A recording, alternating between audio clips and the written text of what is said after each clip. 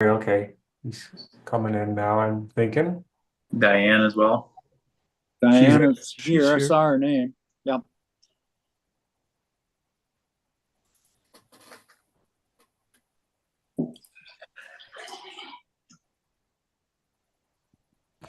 There we go. So we've got everybody now. Yep. If you're not. Okay. So I have 1 minute after 7. And then if we have everybody here, I think we'll get started. So good evening and welcome to the February 18th meeting of West Perth Council. I'm Mayor Walter McKenzie. And before we get our meeting started, I would ask that we just take a moment for silent reflection.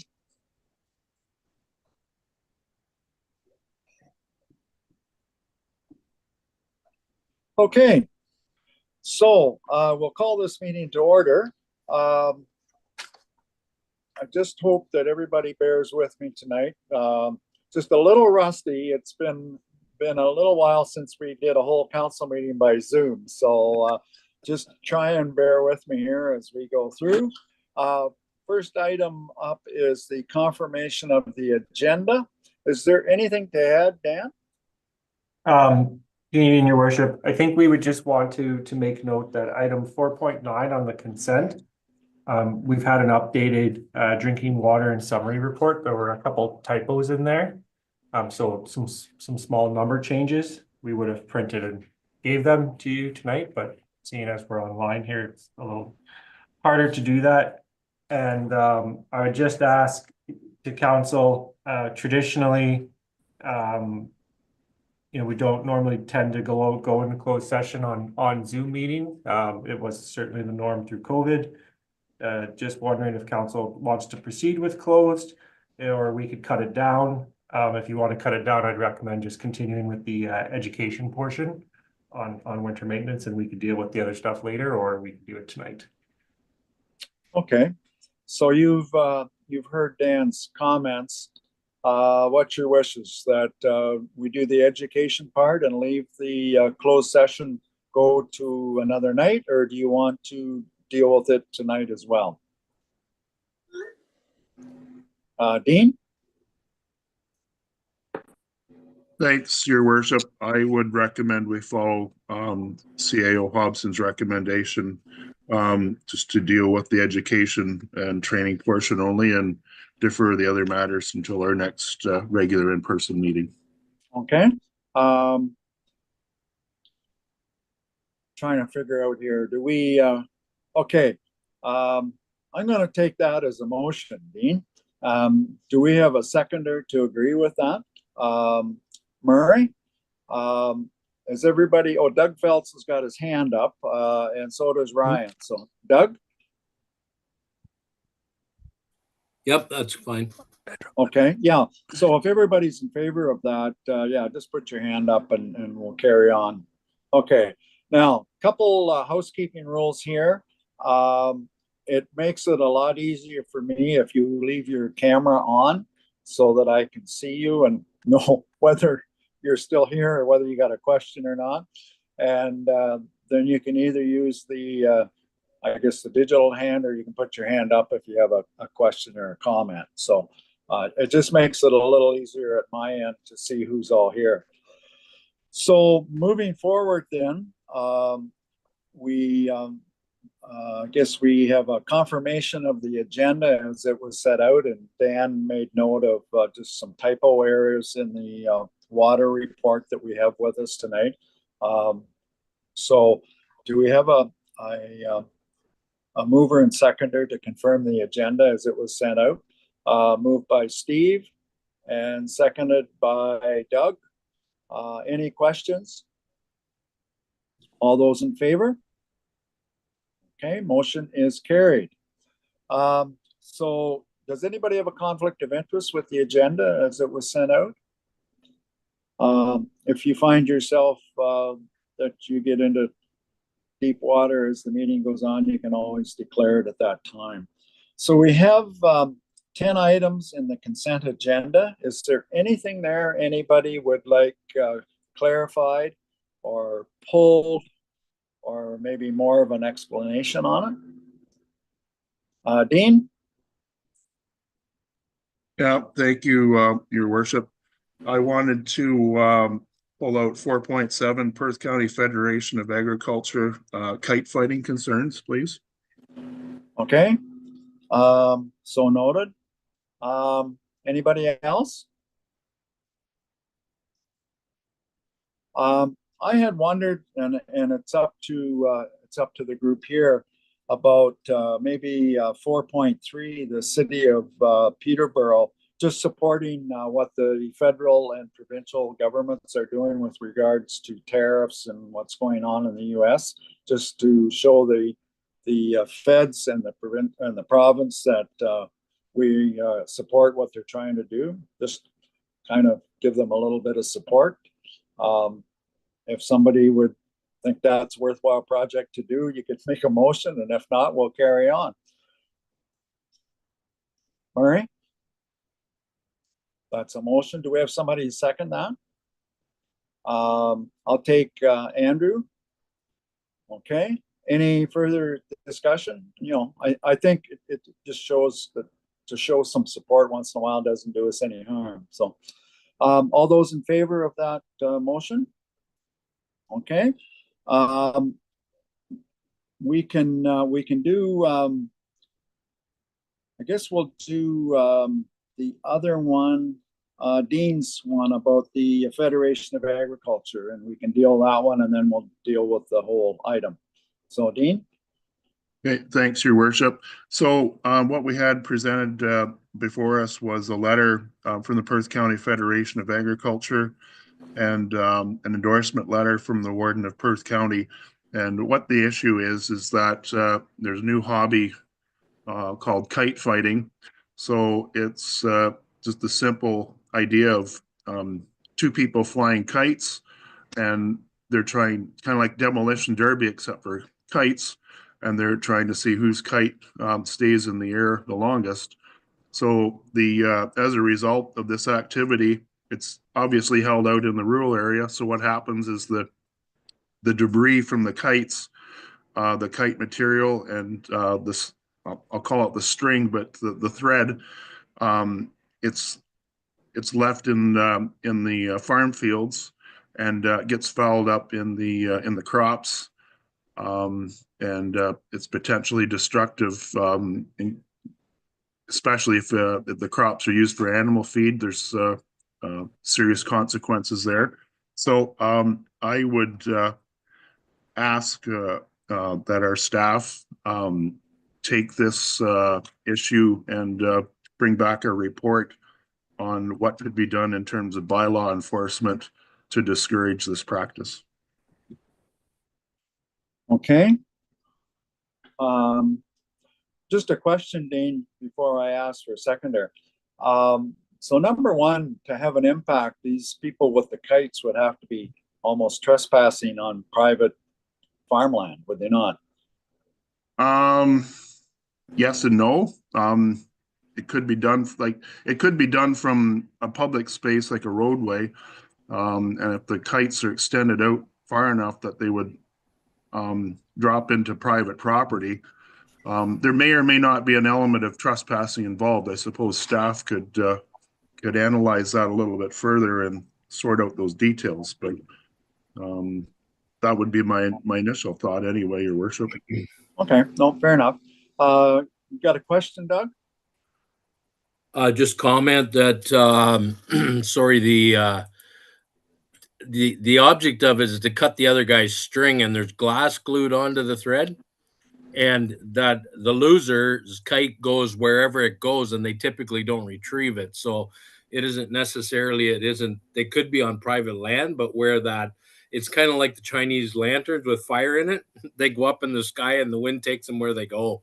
So that's probably more of the thing than, I mean, they could be in a 25-acre pasture field, but that kite at 3,000 feet could carry on, Right. Who knows to where, right? So Okay, no, fair enough.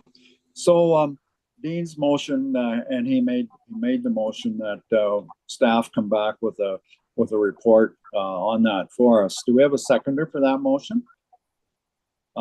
Alex, thank you. Any further discussion on that? Okay, all those people in favor of that motion? Opposed, if any? That is carried. Thank you.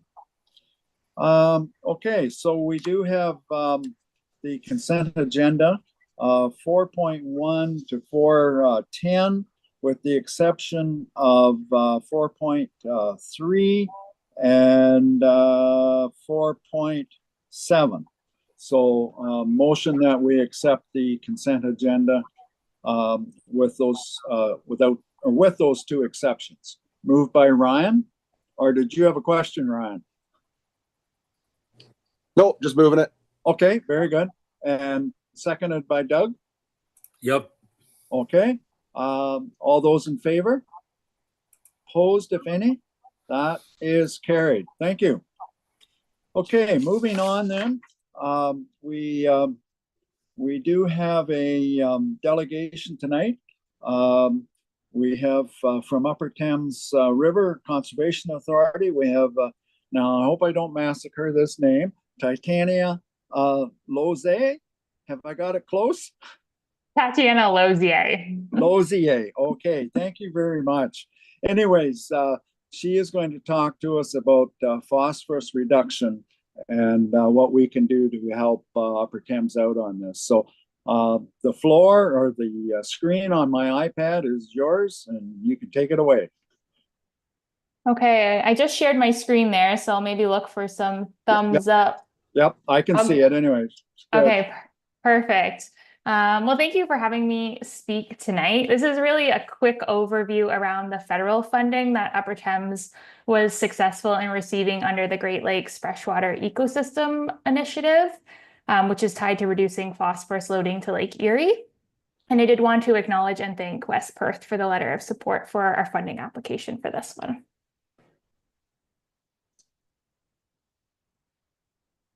So through the Lake Erie Precision Conservation Program, which was the funding stream that we applied to, there's 3 deliverables.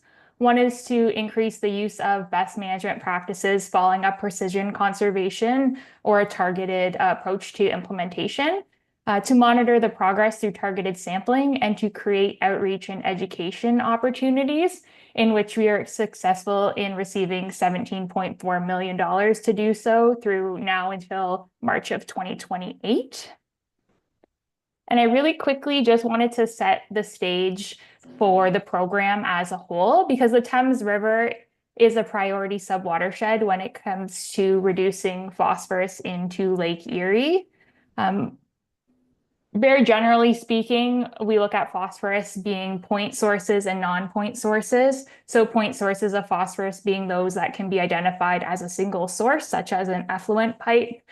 So municipal sewage treatment, effluent, industrial effluent, for example, and then non-point sources, which are more diffuse. They're not as easily identifiable and can include agricultural and urban stormwater runoff.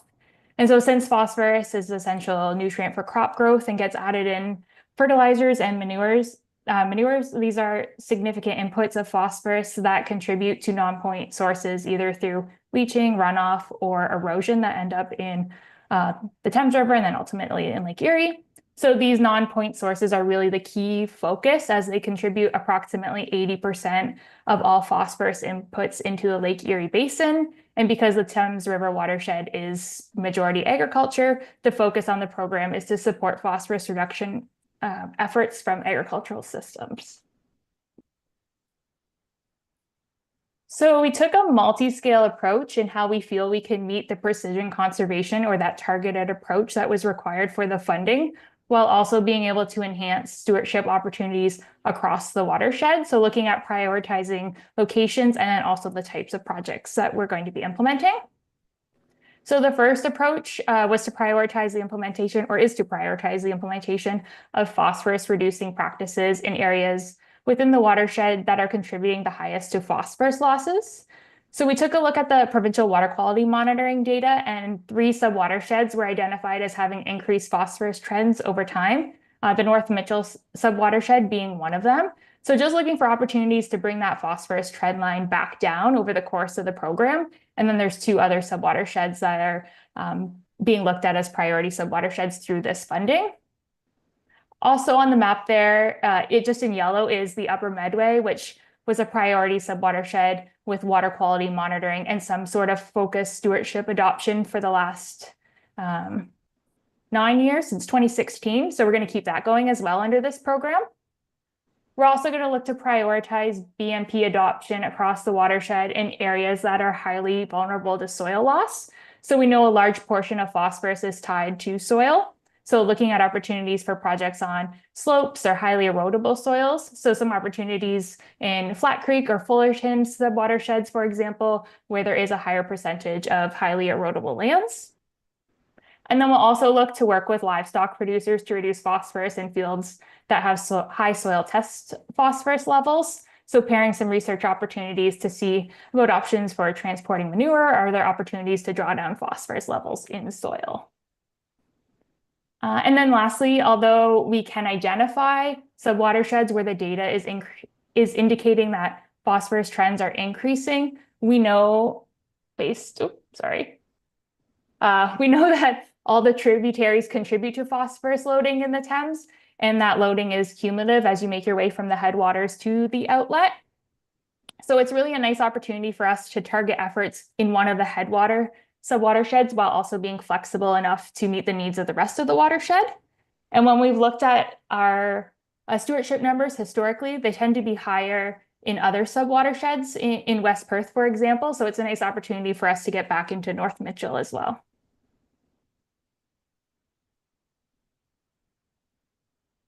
So we will meet the precision conservation objective by also emphasizing the adoption of practices that are the most effective in reducing phosphorus.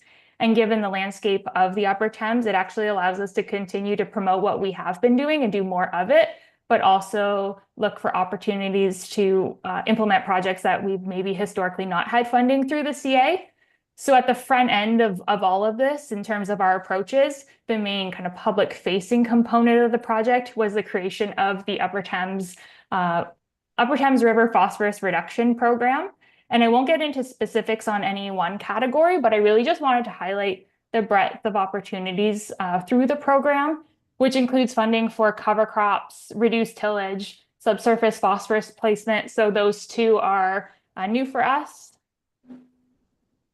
We also have funding for livestock fencing, clean water diversions, tree planting, innovative actions. So we wanted to make sure there was an opportunity if someone had an idea that we didn't think of or that didn't really necessarily meet the criteria, but we thought was a good opportunity to either reduce soil erosion or phosphorus. We wanted to make sure there was some funding available to do that. So just building in flexibility.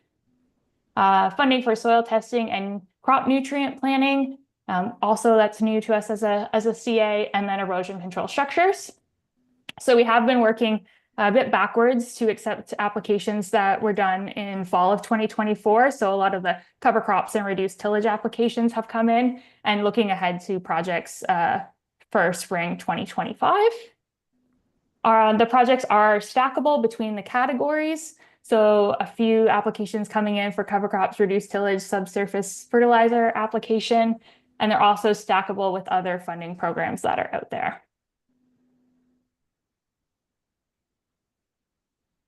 I did want to highlight, we're also looking for opportunities to work within the urban communities to participate in the program. So looking at opportunities for low impact development, for example, the project of the Lion Park Zoo in Mitchell, part of the funding for that is coming from this program. So although a smaller pot, still recognizing and providing opportunity for other projects to focus more on that urban component.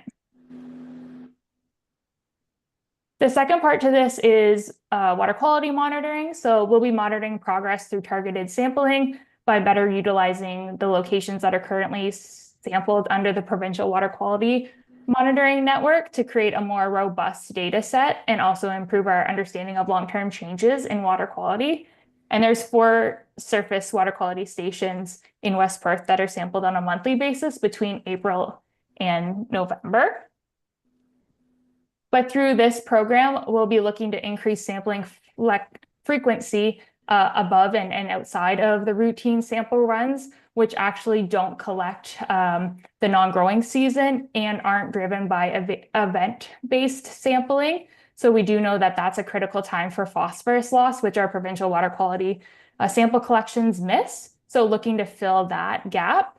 We have identified the North Mitchell subwatershed as one of the priorities for sampling, again, because it's a subwatershed of focus, but it's also a station that has a stream gauge nearby, which allows us to measure stream flow, and that's needed in order to understand phosphorus loading.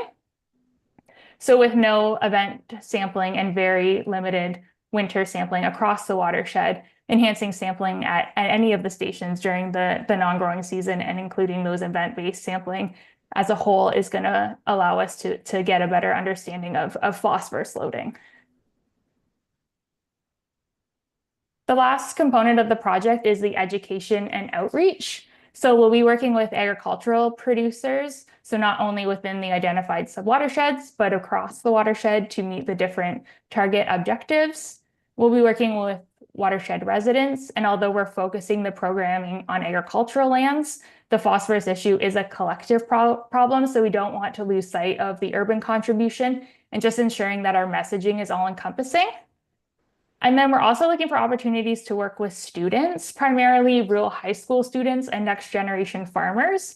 So looking for opportunities to include phosphorus and rural stewardship into environmental learning. So we're working with our community ed staff at Upper Thames on how to deliver that.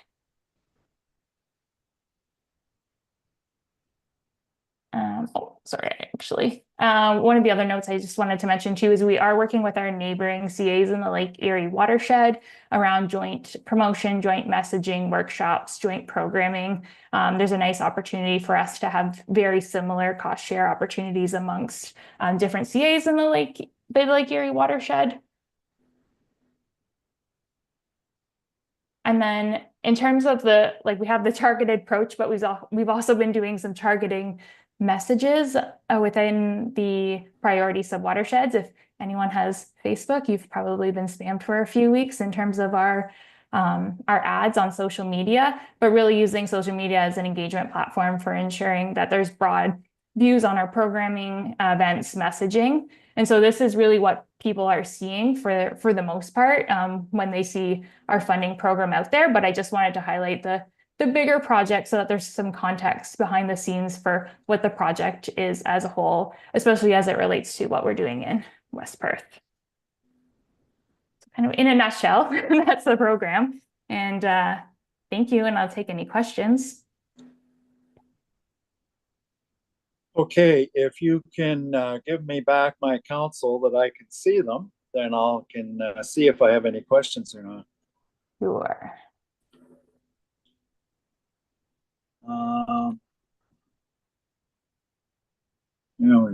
There we go. Okay. Any questions with regards to what we've been told here tonight? Ryan? Thanks for the presentation, Tatiana. Just curious, when are the applications open till, and will this presentation be sent to all of us after? Oh, sorry, it might have been there. Yeah, sorry, never mind. When were the applications open till, though?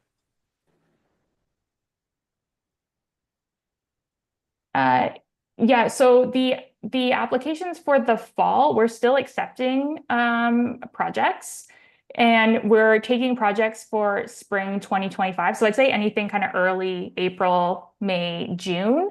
We're going to make some tweaks. So we're just coming to the end of year one of the project. It's like a March to April year.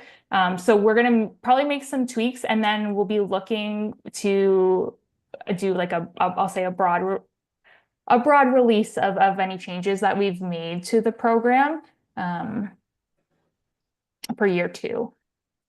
And then the presentation. Yep, certainly. I did send the presentation to Becky, so it is available for council.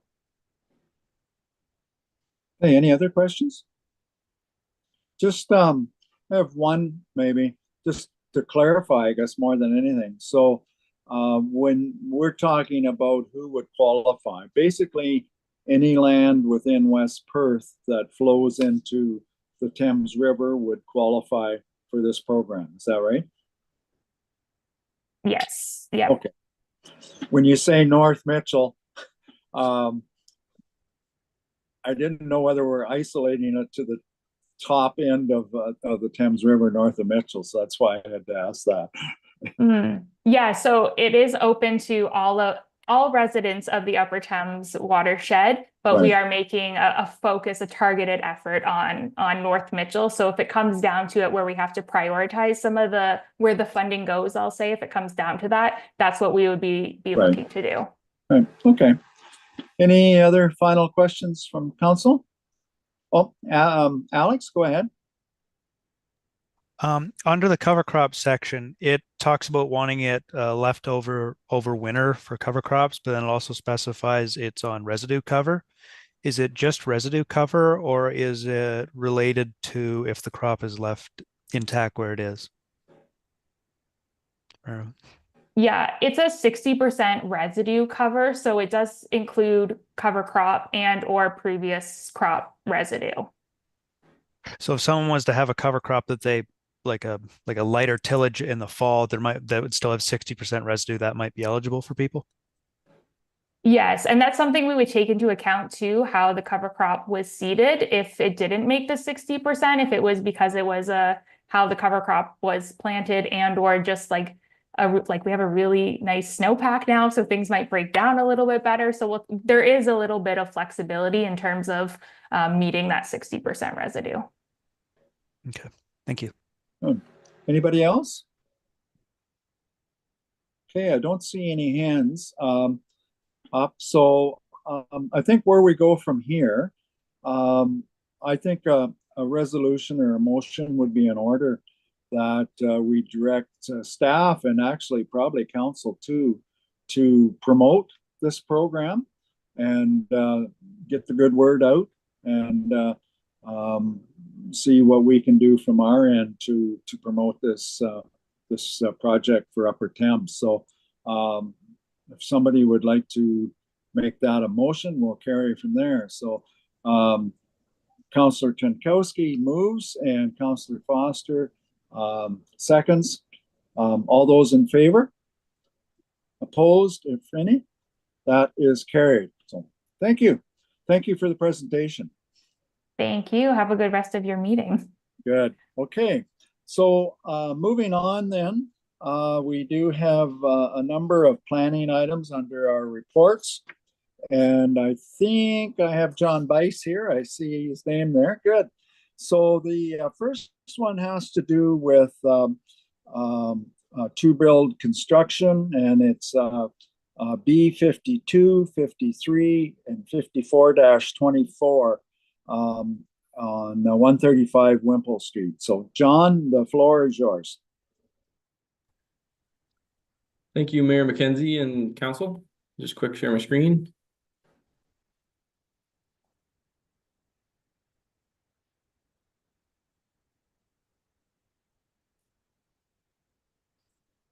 And if council doesn't mind, I might just discuss each of the 6 consent applications that TrueBuilt has submitted. They're for properties that are adjoining.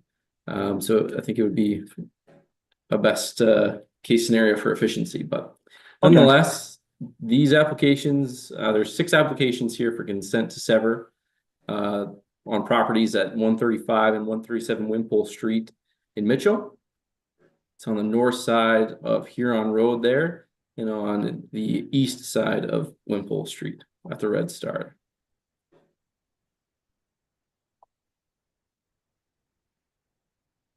So the subject applications propose to sever 3 lots and retain a lot each to make 4 recently constructed townhouse units separately conveyable for both of the properties. So in total, 8 parcels will be established over the 2 properties.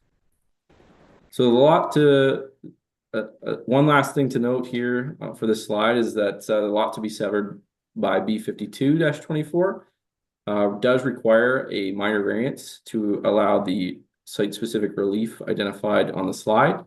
That has since been approved and is subject to the appeal period. That happened earlier on in the evening. And another thing to to address here is typically townhouse developments, like you see here, are made separately conveyable by way of application for part lot control exemption. However, municipal council passed a deeming bylaw back in 2020 on these subject lands that deemed 7 lots along Wimpole Street not to be part of a plan of subdivision. One of the criteria to apply for a part lot control exemption from the Planning Act, the properties involved must be part of a registered plan of subdivision. Since the deeming bylaw removed these properties at 135 and 137 Wimpole Street, they're unable to have additional properties created through the exemption of part lot control provisions in the Planning Act. Instead, the applicant has chosen to apply for the 6 consents that we are dealing with now. So this image is just to showcase kind of visually how the lots are proposed to be split. It's essentially identical for 135 and 137. 135 Wimpole Street is a lot south of 137. The areas and frontages are on the slide as well.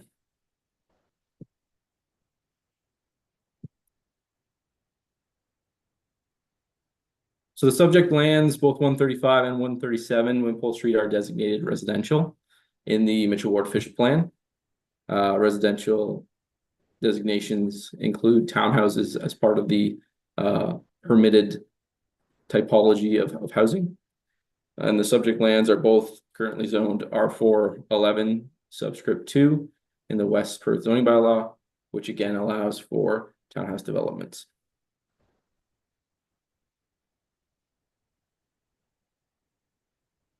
Just wanted to quick go into a little bit of detail about the minor variance for B52-24. The interior end unit lot frontage requirement for a townhouse is intended to provide owners with enough space for parking requirements. It is intended to ensure adequate site layout and configuration to the street. And then the interior end unit lot area requirement is essentially to allow for that unit to have adequate sizing to meet all the setback requirements, as well as lot grading and drainage. The deficiencies in lot area and frontage are being addressed and have been addressed subject to the appeal period. And they are a part of condition for B52-24 that the applicant received that minor variance. The remaining proposed and severed lots along 135 and 137 meet the relevant provisions of the R411 subscript 2 zone. Sorry. Just to go over a little bit more of the analysis, the development provides an appropriate range and mixture of housing types for the Mitchell community. The proposal is within a settlement area, which is the focus of growth and development in West Perth, that being Mitchell. And the applications are considered consistent with the provincial planning statement. The development and splitting of the existing parcels, that is, are considered compatible with the surrounding neighborhood, barring that approval from the Committee of Adjustments, barring that appeal period, that is. And then the relief that is necessary here is considered appropriate as it reflects the existing conditions and provides adequate space for the applicant to meet the intention of the lot frontage and lot area requirements. This specific relief was only really made necessary upon splitting up of the units, because the relief necessary is for specific units within a townhouse development, whereas the building permit was issued through the townhouse provisions that are essentially a townhouse on a block. So the variances were only necessary once split, or the lots to be split, that is. So public notice of application was provided on January 31st for both of the 135 and 137 Wimpole Street applications. No comments have been received from members of the public. BRA and UTRCA have provided indication of no objections. And this is an image of 135 Wimpole Street. And this is an image of 137 Wimpole Street. I'd be happy to take any questions. Thanks. Okay, thanks, John.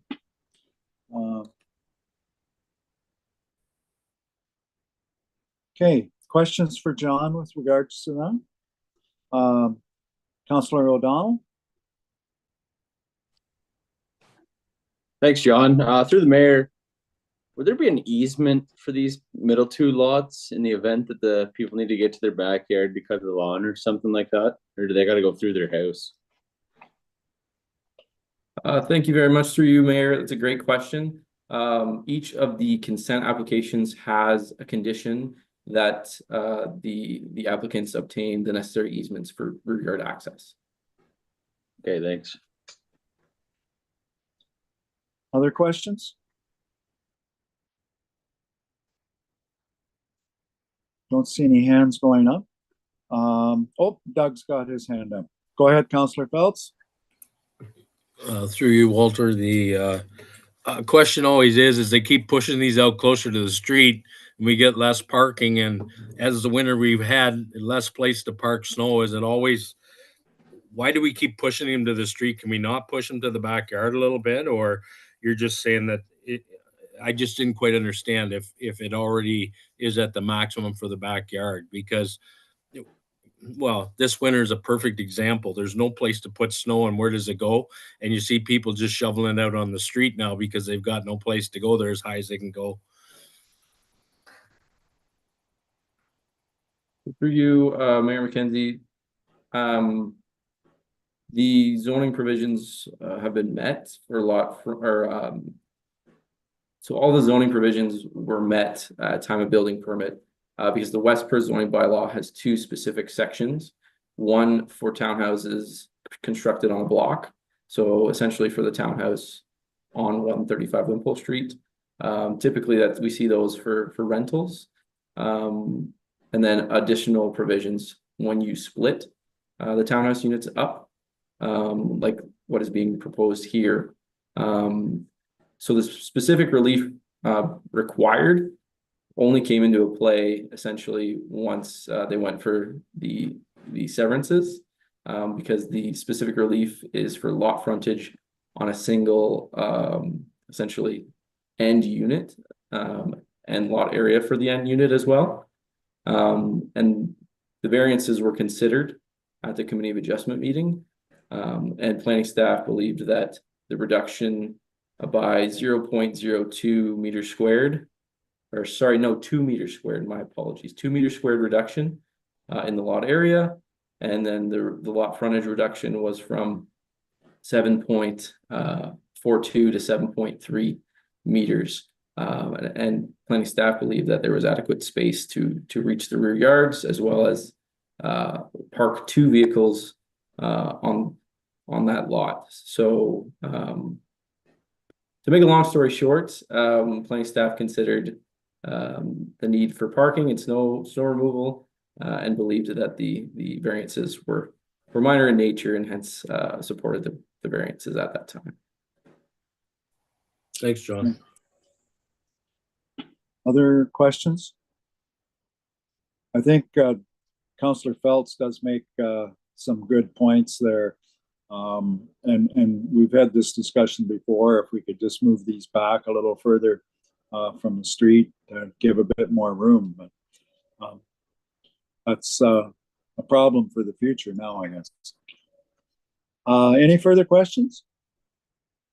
Okay, I'm going to break it down into 2 recommendations. We'll do each block separate. So the excuse me, the first one is that the Council of Municipality of West Perth recommends that Perth County Land Division Committee, or its designated, approve consent application files B5224, B5324, and B5424, and that the Council of Municipality of West Perth forward the conditions listed in the staff report dated February the 18th, 2025, to the County of Perth Land Division Committee, or its designate for consent files B52, B53, and B54-24, affecting the property legally described as Part Lots 4 and 5, Plan 477 Mitchell, Part 4, 44R 5827, Municipality of West Perth. Do we have a mover and seconder for that recommendation? Moved by Councillor Duck, seconded by Councillor Rose. Any further questions? All those in favor? Okay, that looks like it's carried. All those opposed? Just go fairly fast here. Okay, looks like it's carried. The next one then is the recommendation is the Council Municipality of West Perth recommends that the Perth County Land Division Committee or its designate approve consent application files B5724, B5824, and B5924, and that the Council Municipality of West Perth forward the conditions listed in the staff report dated February the 18th, 2025 to the County of Perth Land Division Committee or its designate for consent files B57, 58, and 59-24, affecting the property legally described as Part Lots 5 and 6, Plan 477, Mitchell, Part 5, 44R 5827, Municipality of West Perth. We have a mover and seconder for that one. Moved by Councillor O'Donnell, seconded by Councillor Foster. Any further questions? All those in favor? That, anybody opposed? That is carried. Thank you. Thank you, John. The next one then is a part lot control application. So again, John, I'll let you take this one away. Perfect. Thank you, Mayor Mackenzie and Council. Just quick share my screen again.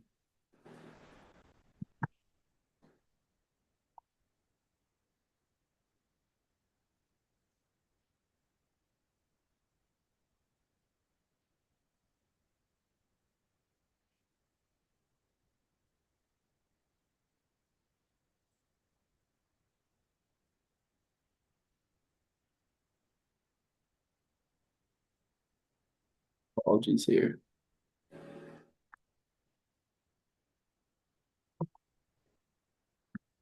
Trying to reach that share button. There we go. Okay, that looks good. Apologies there. So this application is for part lot control 1-2025. The owner is DG Eckert Construction, 91 and 93 Kenton Street at the Red Star there. So council should be familiar with this subdivision, as we've done a lot of part lot control exemption applications in this area of Mitchell. But here's another one. The applicants are proposing to split a semi-detached dwelling into 2 units, as the lot is within a plan of subdivision that's been registered. It can go through part lot control exemption. The foundations have been poured. The zoning bylaw provisions are met. And this is an image of the construction as it lies currently. Planning staff are supportive and can answer any questions. Hey, thanks, John. You give me back my counsel and I'll see if there's any questions. Beat me to it that time. Okay, any questions for John on that particular application? Don't see any hands going up. If there are no questions, I do have a recommendation here. I'll read that recommendation and hopefully we get a mover and seconder. So the recommendation is that the Council Municipality of West Perth approve the application by DG Eckert Construction for the exemptions of part lot control on lands legally described as Plan 44M-88, Lot 3, Mitchell, in the Municipality of West Perth, being all of PIN number 53200-0405, and forward it to the County of Perth for approval. and that the approved bylaw be provided to the municipality of West Perth, be registered on title. So we have a mover and seconder for that. Moved by Councillor Chessel, seconded by Councillor Duck. Any questions on that? Okay, all those in favor? Opposed, if any? And that is carried. Thank you. Okay, thank you very much, John. All right, moving on. We don't have anything from the chief building official or the fire chief or the head librarian. We have our director of operations a little later on in the evening. No community services, nothing from the treasurer, which brings us down to the clerk. And we have the consideration of the engineer's report on the Murray McIntosh drain. And I believe Chris Dietrich is on our screen here somewhere, or he was. Oh, there he is. Good. Okay, Chris, I'll turn it over to you, and you can take it away. Thank you very much, Mayor McKenzie. I'm just going to share my screen here.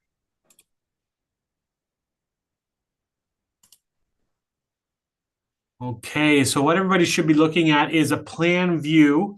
And again, I wanted to say good evening to the Mayor McKenzie and council members. I do see some new faces out there, so it's good to see everybody, even though it's virtually here today. So what I'm going to be going over is my report on the Murray McIntosh Municipal Drain 2025. In front of you, you do see a plan view. So the overall watershed, which is shown in a double blue here, is 288.8 hectares. So that is this double blue line that goes all the way around. And then obviously what we're doing work on is this green line at the bottom, which is an open ditch. The red line here is an existing tile that was installed in 2002. And then I'm going to be presenting our upgrades for the yellow drain, which is the main drain closed, branch C, which is this small road crossing, and then branch D, which is the purple line here. All these sub watersheds are broken down by these smaller lines. So you can see that the 288 is the overall watershed. Basically, I explained about the green line. So it consists of an open ditch portion, and we're going to be cleaning 978 meters of open drain. It's a bottom clean out only, and we will be applying for all the particular permits from the Upper Thames once bylaws are passed. The red line here is a drain, as I described. It was built in 2002, and it consists of a 525 millimeter diameter or a 21-inch diameter tile with 3 catch basins. So that was built in 2002. The yellow line is what we call the main drain closed. And this is a new drain that we're installing.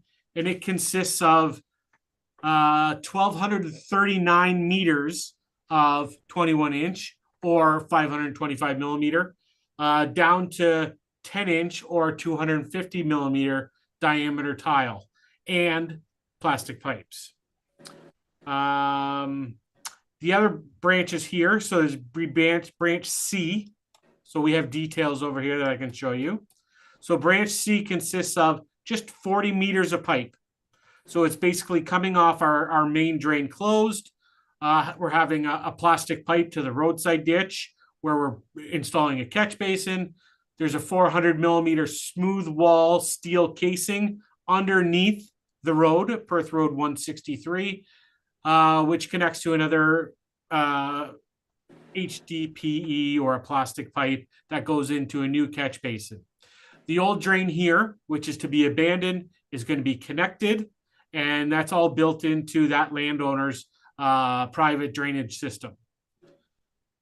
The next drain I'm going to talk about is branch D, and we also have a detail for it.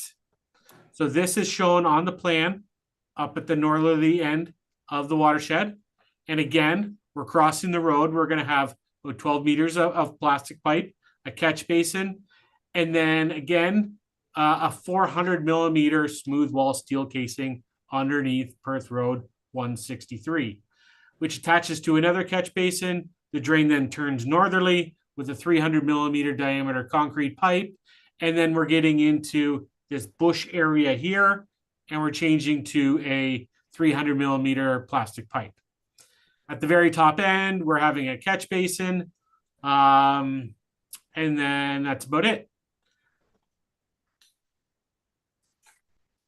So on this branch D, we're having 1, 2, 3 catch basins installed. And on branch C, just the 2 catch basins. All of this system's designed to a 25 millimeter or a 1 inch drainage coefficient, so that this system will drain 1 inch of water off the watershed in a 24-hour period. And that is fairly standard. It matches the red line that was put in 2002. All existing road crossings will be located and capped, and all of the drain will be destroyed as we go, other than this section of drain here, which is to be abandoned but connected in, and the top section. So this used to go all the way over to the road, and this section is going to be abandoned and connected into this top catch basin here. We've estimated the total cost of all this work at $391,800. And at this time, I'd be open to answering any questions from council or landowners that may be on. Okay, thank you, Chris. If you can give me back my screen. Right. There we go. Good. Any questions for Chris on that? Dan, do we have anybody involved in this drain that's with us tonight? No, Your Worship, we do not. Okay. All right. Okay, Nicholas, go ahead. Mayor McKenzie, so is the boundary a natural barrier between these two watersheds, between West Perth and Perth South? It seems like pretty straight of a line to be a natural barrier of some sort. Yeah, so that is a roadway shared between West Perth and Perth South. And that center line of the road is a very good divider as far as watershed breaks would go. And we've enclosed it to that road because that's where we're starting our clean out, at that road.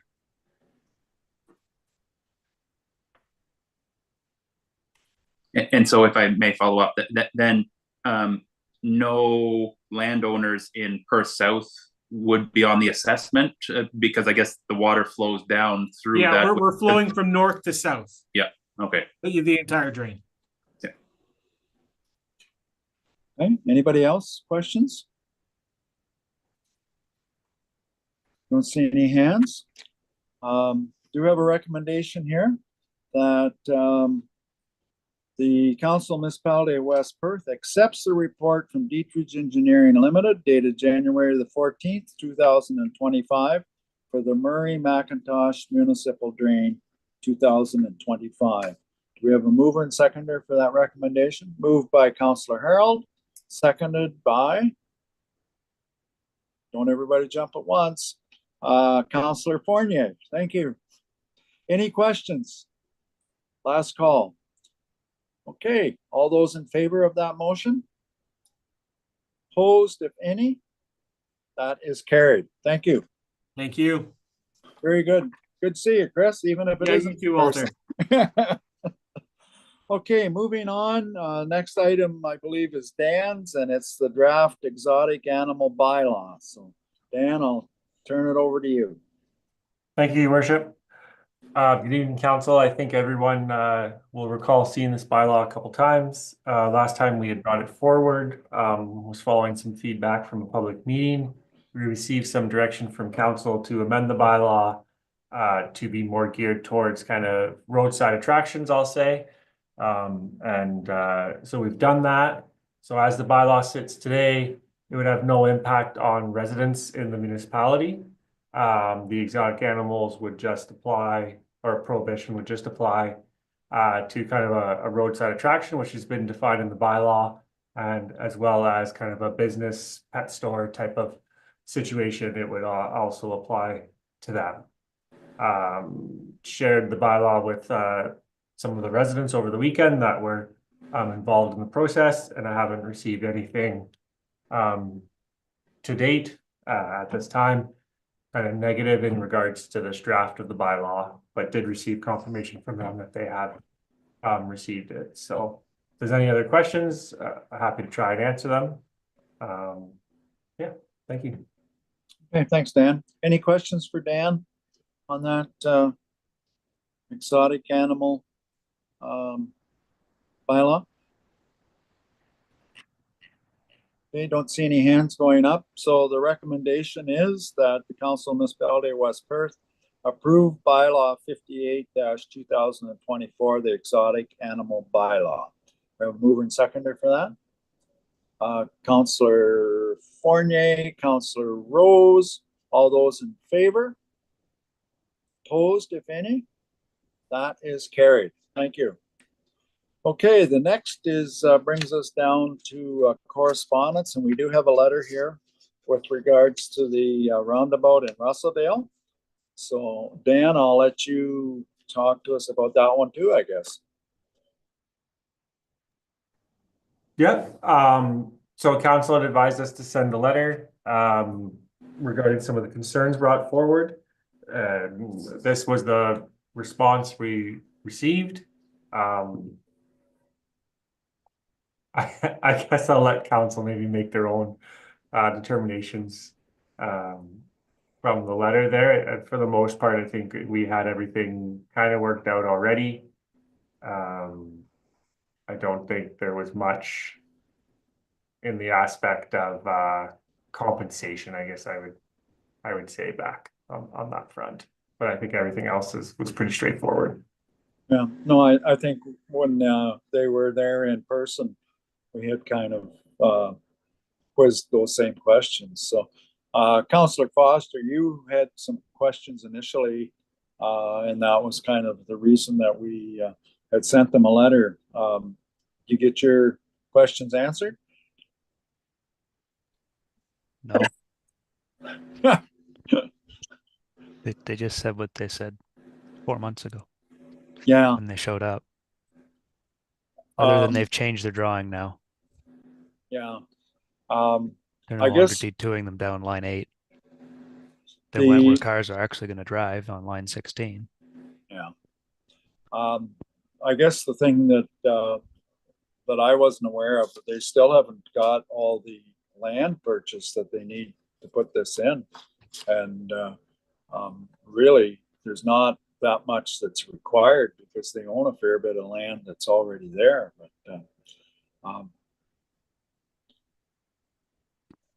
Councillor Foster? They have got started on the work because the hydro crews have been at the Camir's dairy farm putting around, and they've got the hydro lines relocated, and they've got the original power lines cut, and they're pushed south now. So they're making progress anyways. All right. Yeah, I noticed that one day I went by there, that hydro was there. So Yeah, they were about a week, and they got, I think, I haven't seen them in the last little bit, but highway's been closed, so yeah. I don't know if they finished or not. Okay, if there's no further questions or comments. Oh, Nicholas, Councillor Bink, go ahead. Yeah, Mayor McKenzie, do we need to address a couple of the issues? Yes, it's time to get this roundabout built, but again, the 5 days of a detour, I think that's acceptable, but I don't think the detour proposed is in reality what's going to happen. So I think we should push back on the use of our roads. Like the detour doesn't use the use of our roads. I think it takes advantage of most county roads. So then they wouldn't be sending detours on West Perth roads by the looks of it, maybe. But I think we need to push back to them that when they were in person, they did offer some compensation for the use of our roads because that in reality is what's going to happen is the detours for those 10 days total will be on our roads. And then also, do we need to address the issue of a Martin Street closure, that they aren't willing to pay for the entire cost of Martin Street, that we should be sharing that cost, that we should push back on them, that we think they should be paying the burden of the entire cost? Hey, good questions, Councillor Vink. Adam, do you have any comments with regards to Councillor Vink's questions? Yeah, so through you, your worship, they did address in the letter that they would be doing the pre and post construction inspection. So I do think that we could work pretty closely with them to ensure that we are inspecting a few of the roadways that we feel that may be used as a detour, because as Councillor Rink mentioned, that I think we know there's a detour in place, but that doesn't necessarily mean that it's going to be followed by the majority of the traffic. So we can definitely look into alternative roadways that we can inspect with them and get a better idea of what it would look like post construction, and I guess the limitations as to the repairs that they would make for us or replacements that they would make for us. As for Martin Street, really it's up to council if you'd like to see us push a little bit more, but I would be surprised if we can get any further with that with them. The condition of Martin Street currently, comment on that? I'd say currently it's holding together. We don't really see any potholing on that street. I mean, a little bit, there's a lot of allegation and cracking happening, but ultimately it could definitely use an overlay. I could potentially get some numbers on that for us, so we would know what we're looking at and maybe know what we're looking at for a potential split there as well. Okay, I think we kind of put that ball in your court, I guess, Adam, and you get some figures, and then you're our contact with this firm that provided us with the correspondence. So see where we go from there. Councillor Foster has a question. What all roads would we include? Are they going to include in their study? Because the paved section of line 16 east of the highway will be heavily used, but the gravel portion would be too, I'm sure, because when they had detours and extra around the bridge, our farm in the wrong county on the gravel side road that goes a mile had an ungodly volume of traffic because they bypassed Kirkton of all places. So I'm sure they're going to go up around line 16 past the cemetery and then catch up to the Stafford Road and back, because that'll be the shortest possible detour. So I would think all of those roads will get heavily used, and not just line 16 down to 163. Yeah, and through you, your worship, the original scope was line 16, but again, I think that is something we can work with them on, expanding that scope to inspect a few more roadways for us. Okay, well taken. Deputy Mayor Tomkowski.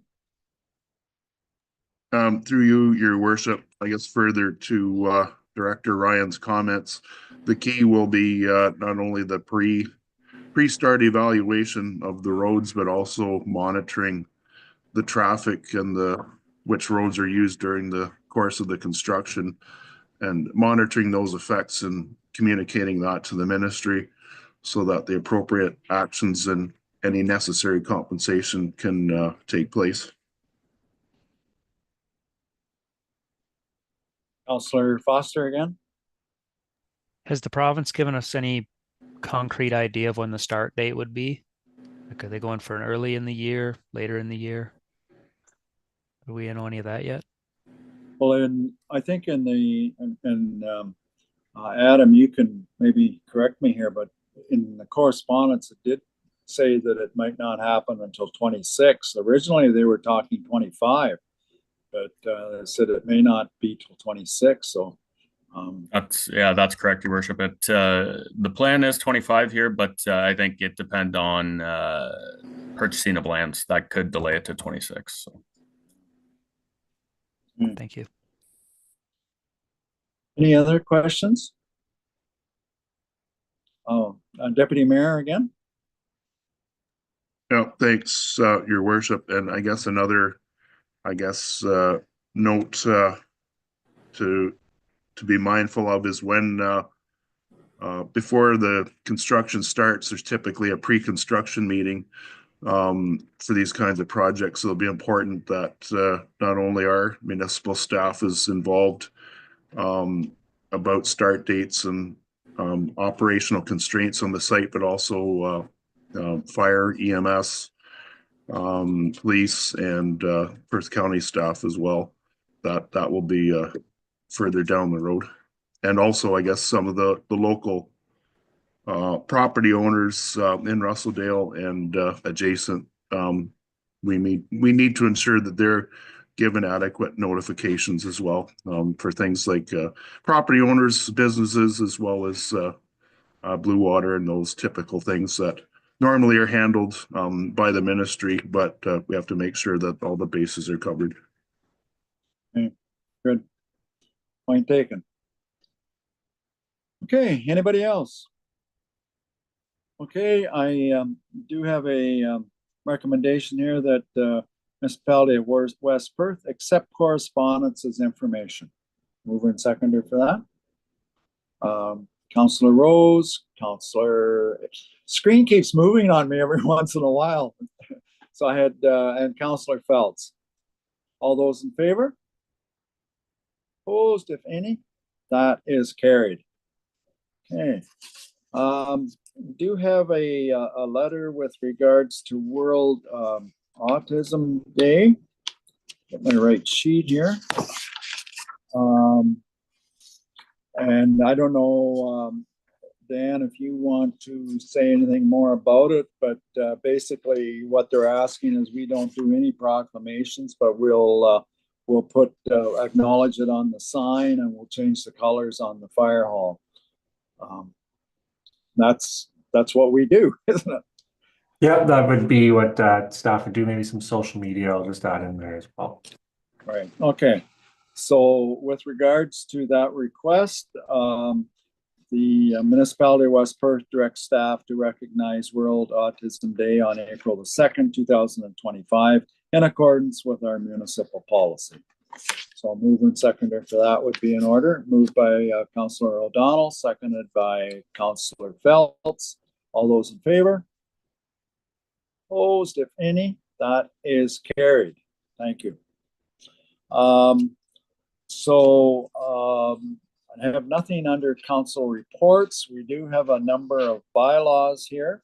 We have 6 to be exact. So bylaw 58 is the exotic animal bylaw. Bylaw 9 is maintenance on the Reynolds Municipal Drain. Bylaw 10 is maintenance drainage works. Trying to see what this one is. Oh, the Teal and Bruin Drain. Bylaw 11 is the community improvement project area. Did I miss something on that, Dan, or it's just the bylaw from the last meeting, right? Yeah, it's just the bylaw from the last meeting. Okay, and then the bylaw 12 is the report for the Murray McIntosh Drain, the provisional bylaw. Bylaw 13 is to exempt part law control plan on the Kenton Street, which is the Eckert property that we talked about. So we got 2 recommendations here. We split it up. The Council Municipality of West Perth give first and second reading to bylaw 58 by 2024. Number 9, 10, 11, 12, and 13 of 2025, this 18th day of February. So mover and seconder for the first reading, Councillor Duck and Councillor Foster. All those in favor? Opposed, if any? That is carried. And then finally, that Municipality of West Perth give third and final reading to bylaw 58, 2024, bylaw 9, 10, 11, 12, and 13, 2025, this 18th day of February. I have a mover and seconder for that as well. Councillor, everybody keeps moving. Councillor Harold had his hand up, and Councillor O'Donnell. Any questions on that? All those in favor? Opposed, if any? That is carried. Thank you. Coming events. There's a meeting potentially tomorrow night. The Economic Development, the joint committee meeting that Dean is pulling together with the results of the visiting group from Park Hill, right, Dean? Okay. Yes. And that is at 6 o'clock in the community room at the town hall. Also on the 20th is Ask the Expert at the youth center. And then on the weekend, I believe, is that Friday night or Saturday night is the Optimus Chicken and Rib night at the community center. And then March the 4th, which will soon be here, is also pancake breakfast. That's obviously a supper, pancake supper at the Lutheran Church. I have no notices of motion. Under other business, I just have one quick item that a ratepayer mentioned to me, and I pass it along. It really, to me, I think it's a BIA thing, but under the current situation with the United States and Canada, this ratepayer wondered if the stores couldn't support Canada Flag in their windows downtown and kind of promote more along the line of support Canadian, buy local type of thing. So they're going to be tomorrow night at the meeting, I take, Dean. I'm unavailable to attend that meeting, so it maybe could be mentioned to the BIA, and then when they meet again, they could put that on their agenda. Murray, you're on that committee, the BIA, right? Yeah. So just a thought, and I thought it was maybe worthwhile pursuing, so I'll leave that one with you. Okay, so we do have a closed session. We'll go into closed session at, I gotta find my time here, 8:13, to discuss winter maintenance standards. And I believe that's all we're going to discuss at this particular time. So a motion to go into closed session at 8:13 would be in order. Moved by Councillor Rose, seconded by Councillor Foster, that we go into closed session at 8:13.